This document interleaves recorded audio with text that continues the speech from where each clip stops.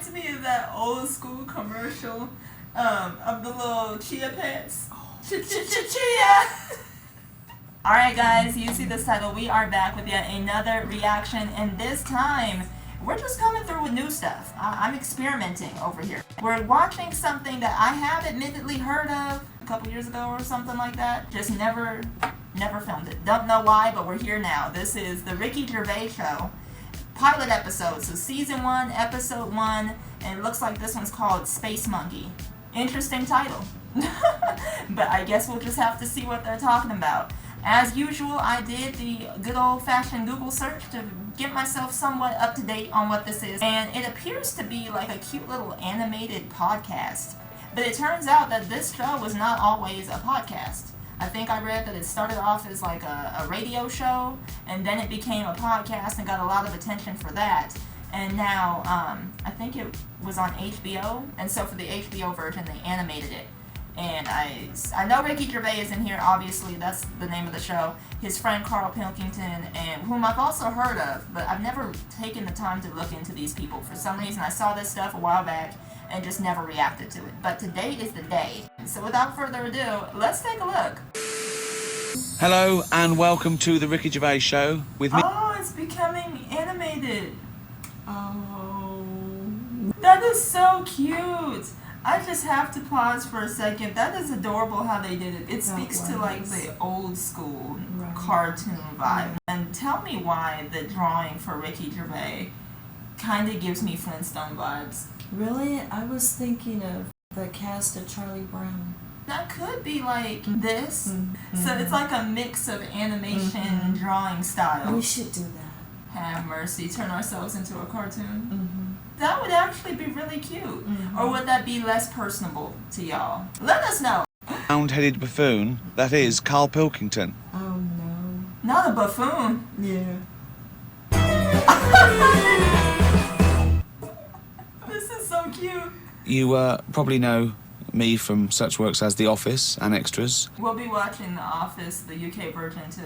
I like to be in a room with Carl Pilkington. And Carl Pilkington is an ongoing experiment for me because I've seen him blossom from an idiot into an imbecile. Look at that, he's got a perfectly round head, and that's why I'm doing this podcast. Carl, what do you think about all this? After taking so many jabs at him? You're not a fan of the iPod in general, are you? Or any of the MP3 things? You're concerned? I'm warming to it. He sounds like he was found in a glacier and thawed out. We're a couple of high school guys who found him, and we're trying to ingratiate him in the gang. We're living in that era now where we have invented most of the stuff that we need. And now we're just messing about. Everything that's to be invented has already been invented. They said that in 1900, and how wrong were they? I can't get over how cute this is. Do you need a plane, really? Wouldn't it have been better if we all stuck where we should be, instead of travelling about? No. People go on holiday to places where you've got to have an injection before you go there. Forget it then. That's a warning. Well, that's not comforting. There's a lot of faffing. Do you not believe in that idea of travel broadens the mind? It just enriches you as a... That's what I like. It would be misery if we lived the way that Carl Pilkington is saying. To me, that would be misery. I have the travel bug. And you'd stop making stuff now? Stop inventing stuff right now? The way that, you know, we have kids and stuff to control it, man and woman, they're born and that, they enjoy their life. They live to be about 78. If you haven't bungee jumped by the time you're 78, you're not going to do it. Your hips come off. But then, just as you die, you have a little baby inside you.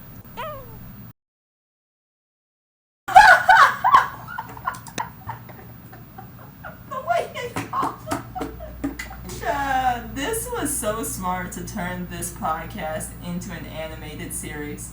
This was brilliant because it's enjoyable on its own, but it wouldn't be half as funny without these animations to back up what they're saying and to give you that visual. Sorry, are you mental? No, don't you think... I mean, what? I've never heard such drivel. You say Me either. Newton said it, you'd go, interesting. That's... As someone dies, someone's born. But that's actually a thing, but just not the way that he's saying. because coffin birth is a thing. Not in the way he's saying, because I don't know how life can come from, unless it's in rare instances. It does my head in that I've got to live in London for work and what have you, and there's loads of people here. Forget going out on a Saturday night, it's too busy. And how is that baby then raised? Who looks after the baby? Yeah, who takes that? That's what it was, just an idea. Yeah, well, it was nonsense. But thank you for it. When you really fleshed it out like that, it was... I saw a similar sort of theory written out on a wall, but it was written in shit. If when you pass away, you go, oh, we're going to miss Gladys or whatever, but then there's this new life brought in. Where does she get the baby from? That is true. Where does it... Why grow it in Gladys's belly? Why not have it in a drawer? But what I'm saying is- ready to go, just add water. I mean...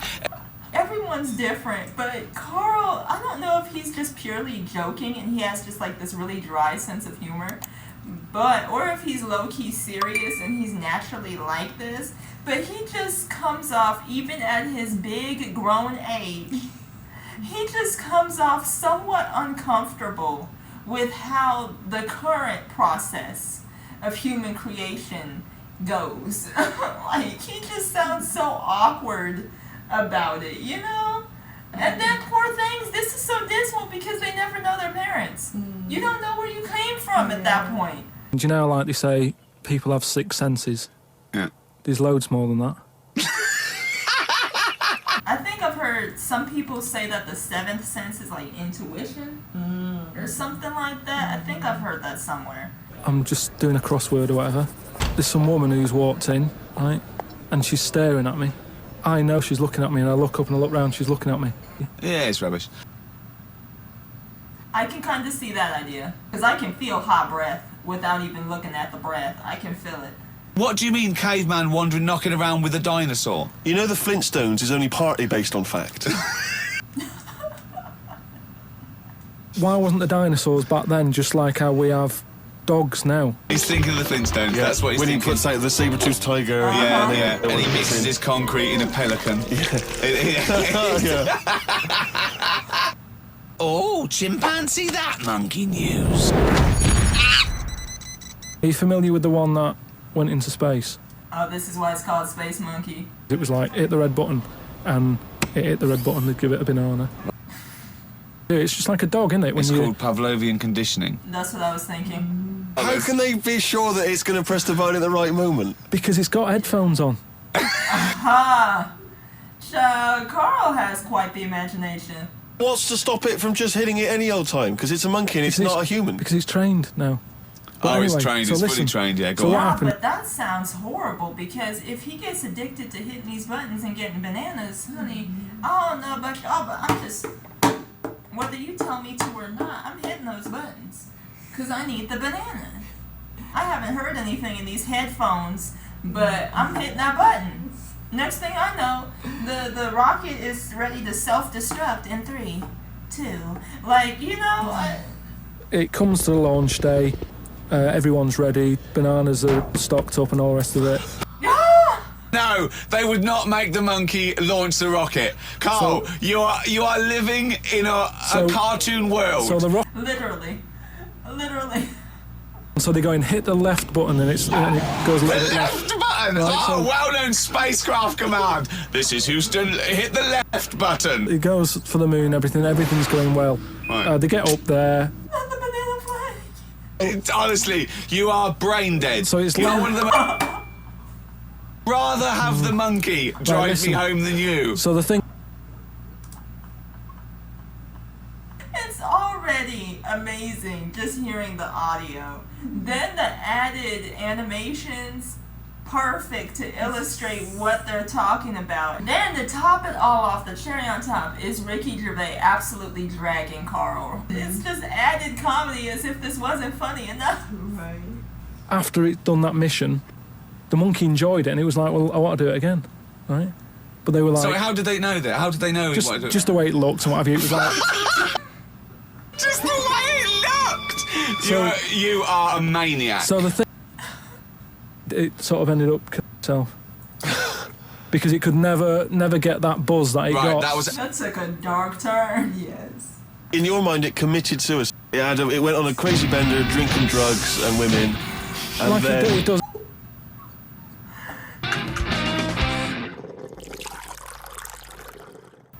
He was doing lines. There's this pub out in the country. There was one of them mugs in there, right? And everybody... Tankard, let's use tankard if we've All right, established a that's the word. tankard, yeah. Because you're the only mug in this story. Right, Believe so- in it all. They sort of picked it up and went, we'll have to wash that, and they popped it on a different sideboard. Next thing you know, that person who's touched it died, right? Sure. So they get a vicar in, he comes round, does a little prayer, sprinkles it, he picks it up, chucks it in the bin. Guess what? Dies in a crash on the way home. Because he'd picked it up. I've got a mate, right, who he's living in this big stately home, and there was like a little piece of paper, got right up close to it, and somebody had wrote it. Somebody had wrote it. Wrote it. And it says flies, right, with an arrow. So I follow the arrow, right, which goes to this corner where there's a shelf, 3,000 dead flies on it, Oh my God. condom stuck on the top. So that's weird, isn't That it? is weird. That is. It's different. Picked up this bit of paper, right, need nappies, dummy, Where's the baby? over, right, and it said, none of this now needed, baby dead.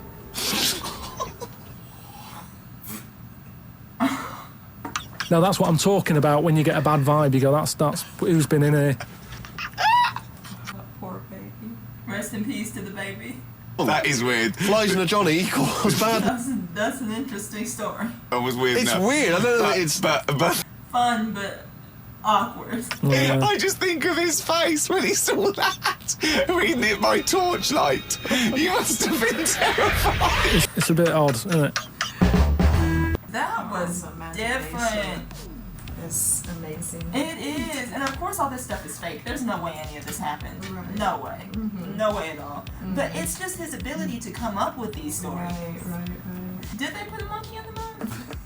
Did they send a monkey into space? I doubt that. That sounds like the worst idea you could possibly come up with. And then he had the nerve to put the banana flag on the moon. Yeah. But why?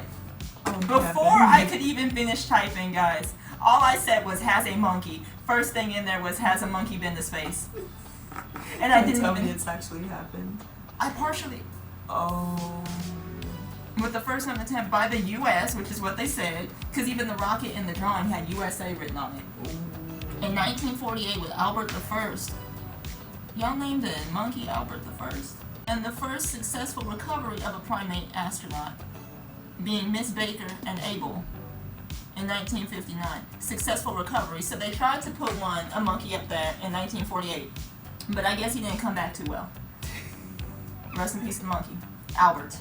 And then you have the ones that they brought up and brought back alive was Miss Baker and Abel. Y'all naming monkeys this? Just to test the effects of space travel before sending people. Why are we putting animals through our shenanigans?